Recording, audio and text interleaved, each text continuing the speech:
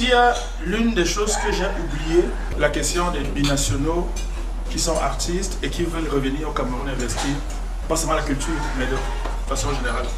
Notre souci, c'est de rendre possible la multinationalité. Je ne dis même pas la binationalité, mais la multinationalité.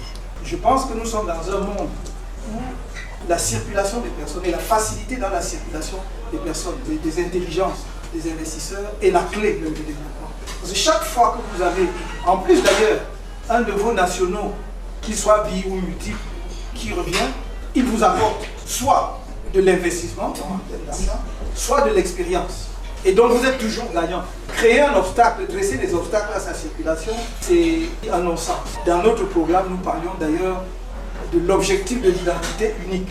Ça règle tout le problème dans tous les compartiments. Ça règle le problème de fraude, que ce soit à la banque, à l'assurance et tout. Ça règle le problème de sécurité parce que lorsque vous bougez, on sait que c'est elle. Une fois que nous avons enlevé les craintes liées à la sécurité, je crois que la question de la nationalité multiple doit être résolue.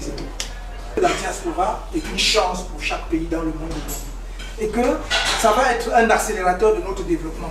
Parce que nous devons mettre en place les instruments qui permettent à la diaspora de revenir en toute confiance, soit d'une agence, parce que l'agence va vous guider lorsque vous venez en ce qui concerne par exemple l'acquisition foncière, pour que vous n'alliez pas tomber entre les mains justement d'aventuriers qui vont vous vendre des terrains qui ne leur appartiennent pas.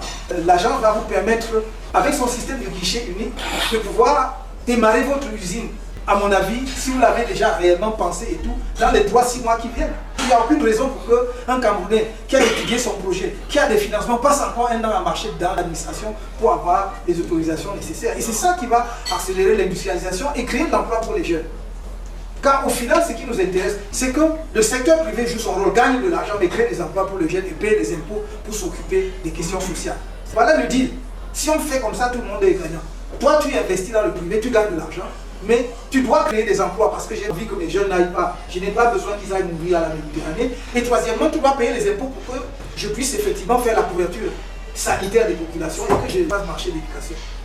Moi, j'ai encore notre intérêt pour ça.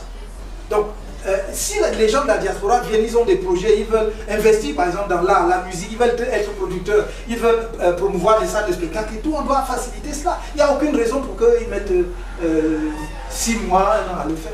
Nous allons d'ailleurs préconiser la création d'un mécanisme financier de la diaspora, d'un fonds de la diaspora.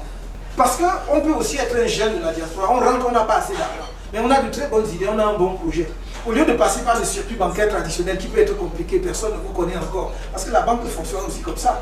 Il peut donc effectivement trouver des financements auprès de ce fonds pour se financer. Voilà globalement ce que je peux indiquer comme réponse à votre question.